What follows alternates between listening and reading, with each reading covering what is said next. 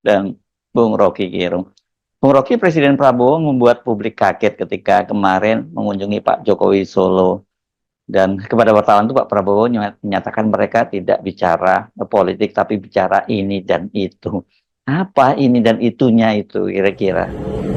Ya, pada akhirnya orang bertanya, dan pertanyaan itu sangat politis.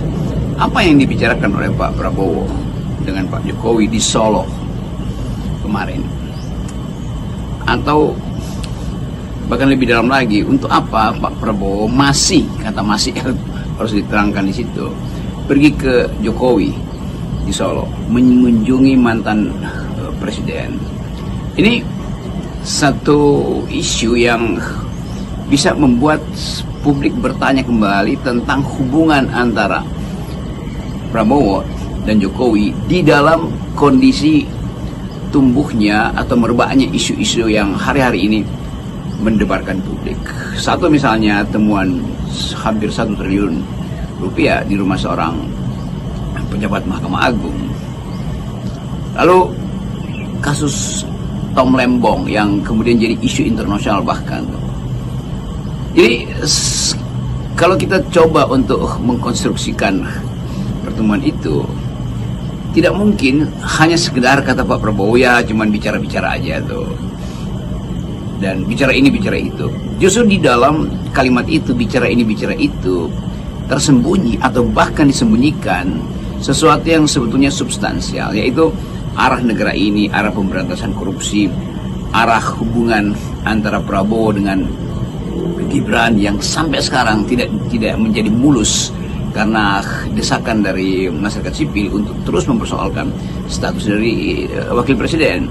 Kita hanya boleh menduga itu secara, sering saya pakai istilah hermeneutic of suspicion, menduga dengan mencurigai karena ada kuriositas itu.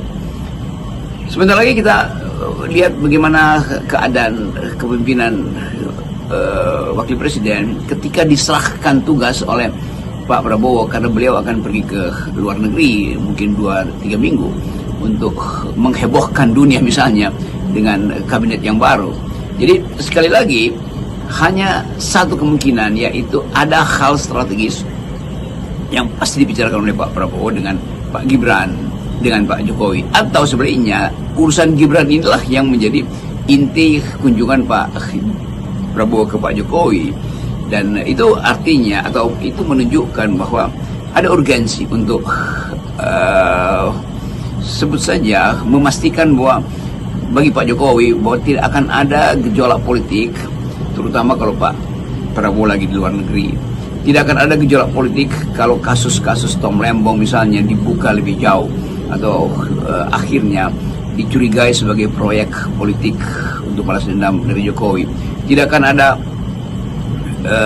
keguncangan politik kalau uang 100 triliun yang 1 triliun yang ditemukan oleh jaksa itu mulai diusut asal-usulnya tuh. Jadi sekali lagi kondisi pertemuan Pak Prabowo dan Pak Jokowi tetap menimbulkan sensasi dan sekaligus kuriositas politik. Publik ini kan sesungguhnya sekarang